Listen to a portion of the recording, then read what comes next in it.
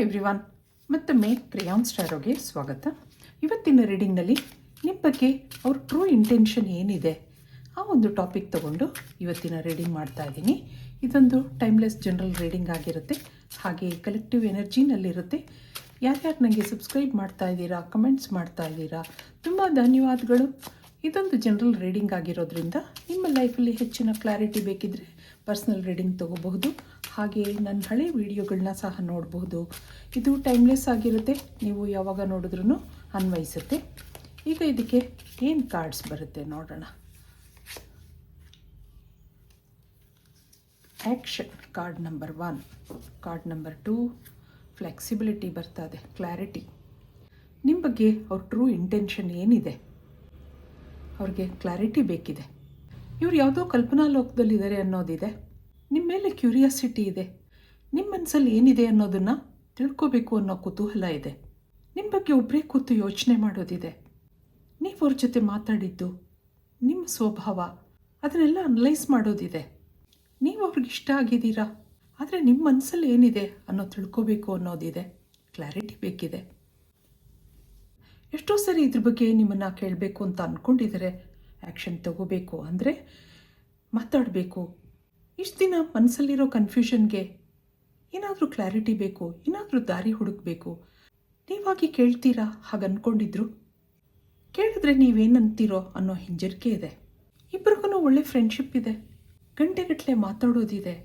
ಆದ್ರೂ ಇಲ್ಲಿ ಮುಂದೆ ಏನು ಅನ್ನೋ ಪ್ರಶ್ನೆ ಇದೆ. ಈ ವ್ಯಕ್ತಿಗೆ ನಿಮ್ಮನ್ನು ಕೇಳಬೇಕು ಅಂತ ಅನಿಸುತ್ತೆ. ನಿಮ್ಮ ಬಗ್ಗೆ ಒಳ್ಳೆ ಇಂಟೆನ್ಷನ್ಸ್ ಇದೆ. ಇದಕ್ಕೆ ಇಲ್ಲಿಂದ ಏನು ಮೆಸೇಜ್ ಬರುತ್ತೆ ನೋಡೋಣ. Forgiveness. I am struggling to get over the past. ಇಲ್ಲಿ I want to have equal give and take. ನಿಮ್ಮನ್ನು ಕೇಳಬೇಕು ಅಂದ್ಕೊಂಡಿದ್ದಾರೆ ಸರಿ, ನೀವು ಪಾಸಿಟಿವ್ ಆಗಿ ಉತ್ತರ ಕೊಡಬೇಕು. ನೆಗೆಟಿವ್ ಆಗಿ ಏನಾದರೂ ಹೇಳಿದ್ರೆ ಬೇಜಾರಾಗುತ್ತೆ. ಇವ್ರಿಗೆ ಯಾವುದೋ ಹಳೆ ಕಹಿ ನೆನಪುಗಳಿದೆ, ಅದನ್ನು ಓವರ್ಕಮ್ ಮಾಡ್ಕೋಬೇಕು ಅನ್ನೋದಿದೆ. ನಿಮ್ಮ ಫ್ರೆಂಡ್ಶಿಪ್ ಬೆಳೆದಿದೆ, ಆಗಿಂದ ಏನೋ ಸಂತೋಷ ಇದೆ. ನಿಮ್ಮ ಜೊತೆ ಮಾತಾಡ್ತಾ ಇದ್ರೆ ಪಾಸಿಟಿವ್ ಫೀಲ್ ಆಗುತ್ತೆ. ಇದಕ್ಕೆ ಇಲ್ಲಿಂದ ಏನು ಕಾರ್ಡ್ಸ್ ಬರುತ್ತೆ ನೋಡೋಣ.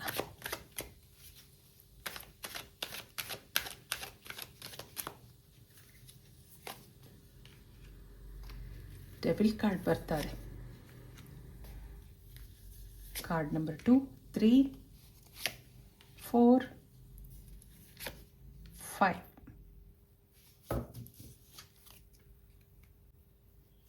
ಇಲ್ಲಿ 10 ಆಫ್ ಕಪ್ಸ್ ಬರ್ತಾರೆ.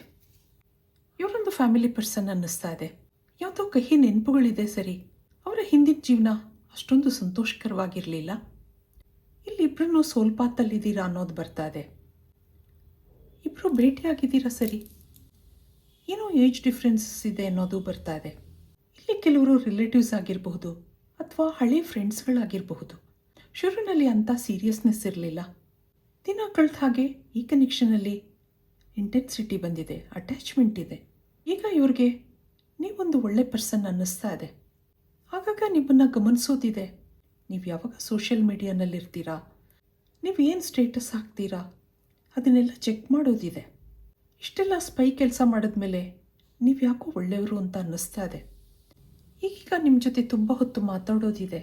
ಆಗಾಗ ಕಾಲ್ ಮಾಡೋದು, ಮೆಸೇಜ್ ಮಾಡೋದು ಅವ್ರಿಗದೊಂದು ಇಷ್ಟವಾದ ಕೆಲಸ. ತನ್ನ ಹಿಂದಿನ ಜೀವನದ ಬಗ್ಗೆ ಅಂತ ಏನೂ ಹೇಳ್ಕೊಂಡಿಲ್ಲ, ಹೇಳ್ಕೊಳ್ಳೋ ಇಷ್ಟನೂ ಇಲ್ಲ. ಅದೆಲ್ಲ ಹೇಳಿ ನಿಮಗೆ ಯಾಕೆ ಬೇಜಾರು ಮಾಡಬೇಕು ಅನ್ನೋ ಮನಸ್ಸಿದೆ.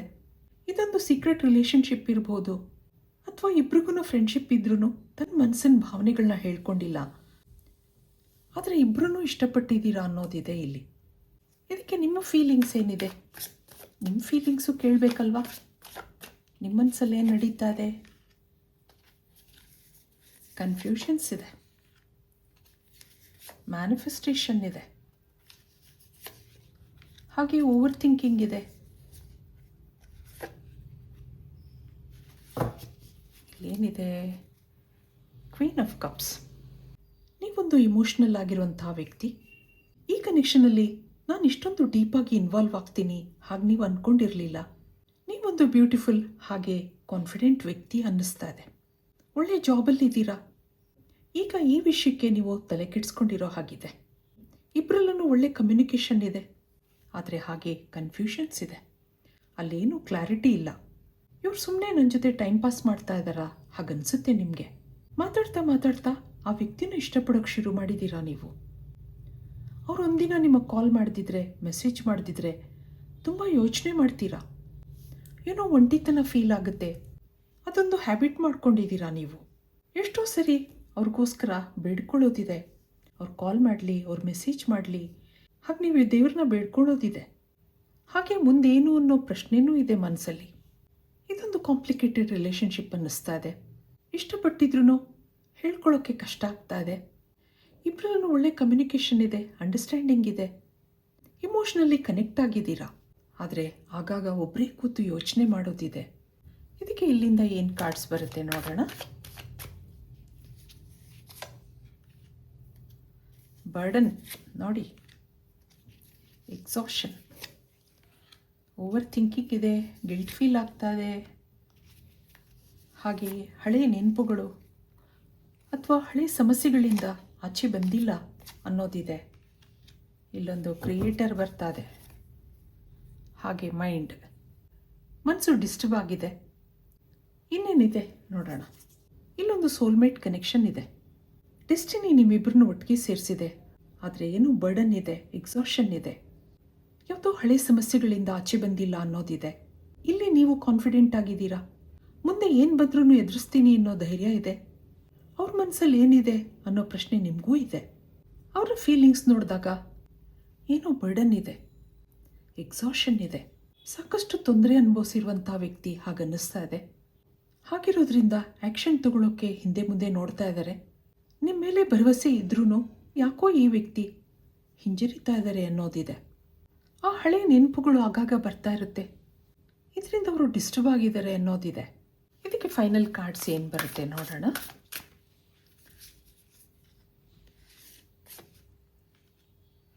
Answering the call, the time is now ಅನ್ನೋದು ಬರ್ತಾ ಇದೆ. Enjoy the journey. ಇಬ್ಬರಲ್ಲೂ ಸೋಲ್ಮೇಟ್ ಕನೆಕ್ಷನ್ ಇದೆ. ಹಾಗಿರೋದ್ರಿಂದ ಸ್ಲೋ ಆಗಿ ನಡೆಯುತ್ತೆ.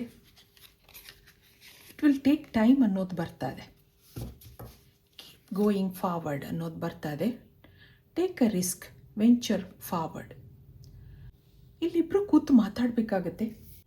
ಮುಂದೇನಾಗುತ್ತೋ ಅನ್ನೋ ಅನುಮಾನಗಳು, ಹೆಸಿಟೇಷನ್ ಅದನ್ನೆಲ್ಲ ಬಿಟ್ಟು ಇಬ್ಬರೂ ಕೂತು ಮಾತಾಡಬೇಕು. ಇಲ್ಲಿ ಹಾರ್ಟ್ ಟು ಹಾರ್ಟ್ ಕಾನ್ವರ್ಸೇಷನ್ನ ಅವಶ್ಯಕತೆ ಇದೆ ಅನ್ನೋದು ಬರ್ತಾ ಇದೆ. ನಿಮ್ಮ ಮೇಲೆ ಟ್ರೂ ಇಂಟೆನ್ಷನ್ ಇದೆ ಅವರಿಗೆ. ನೀವೊಂದು ಒಳ್ಳೆ ವ್ಯಕ್ತಿ ಅಂತ ಅನ್ನಿಸ್ತಾ ಇದೆ. ಈ ಕನೆಕ್ಷನಲ್ಲಿ ಮುಂದೆ ಒಳ್ಳೆ ಸಮಯ ಬರೋದಿದೆ. ಇದು ಸ್ಲೋ ಆಗಿ ನಡ್ಕೊಂಡು ಹೋದ್ರೂ ಒಳ್ಳೆ ಫ್ಯೂಚರ್ ಇದೆ ಅಂತ ಅನ್ನಿಸ್ತಾ ಇದೆ. ಇಬ್ಬರಲ್ಲೂ ಏನೋ ಸಮಸ್ಯೆಗಳಿದೆ, ಅದರಿಂದ ನೀವಿಬ್ಬರು ಆಚೆ ಬರ್ತೀರಾ ಅನ್ನೋದೂ ಇದೆ. ಅದಕ್ಕೆ ನೀವು ಪ್ರಯತ್ನ ಮಾಡಬೇಕಾಗತ್ತೆ, ರಿಸ್ಕ್ ತಗೋಬೇಕಾಗತ್ತೆ, ಧೈರ್ಯ ಮಾಡಿ ಏನಾದರೂ ಡಿಸಿಷನ್ ತಗೋಬೇಕಾಗತ್ತೆ ಅನ್ನೋದಿದೆ. ಇಲ್ಲಿ ನಿಮ್ಮ ಮೇಲೆ ಅವ್ರಿಗೆ ಒಳ್ಳೆ ಇಂಟೆನ್ಷನ್ ಇದೆ. ಮುಂದೆ ಜೀವನ ನಿಮ್ಮ ಜೊತೆ ಕಳಿಬೇಕು ಅನ್ನೋದಿದೆ. ಆದರೆ ಹಾಗೆ ಏನೋ ಹೆಸಿಟೇಷನ್ ಇದೆ. ಆ್ಯಕ್ಷನ್ ತಗೊಳ್ಳೋಕೆ ಕಷ್ಟ ಆಗ್ತಾ ಇದೆ, ಕ್ಲಾರಿಟಿ ಬೇಕಿದೆ. ಮುಂದೆ ಇಲ್ಲಿ ವಂಡರಿಂಗ್ ಪಾತ್ ಇದೆ. You will enjoy the journey ಅನ್ನೋದು ಬರ್ತಾ ಇದೆ. ಇದು ಇವತ್ತಿನ ರೀಡಿಂಗ್ ಆಗಿರುತ್ತೆ. ಮತ್ತೆ ಇಂಥದೇ ರೀಡಿಂಗ್ ಕೇಳಬೇಕು ಅನಿಸಿದ್ರೆ ನನ್ನ ವೀಡಿಯೋಸ್ನ ಲೈಕ್ ಮಾಡಿ, ಶೇರ್ ಮಾಡಿ, ಸಬ್ಸ್ಕ್ರೈಬ್ ಮಾಡಿ. Thank you for watching. Be happy always.